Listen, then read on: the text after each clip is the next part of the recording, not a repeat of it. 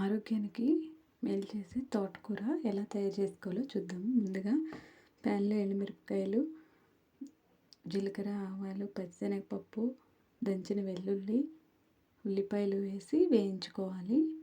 ఇంగు కూడా వేసుకోవాలి. ఆ తర్వాత కరివేపాకు కూడా వేసుకొని వేయించుకోవాలి.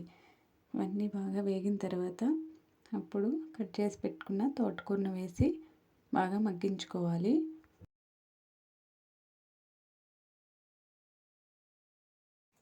ఈ విధంగా మగ్గించుకున్న తర్వాత సాల్ట్ వేసుకోవాలి. ఆకుకూరలో సాల్ట్ తక్కువ పడుతుంది కాబట్టి చూసి వేసుకోవాలి.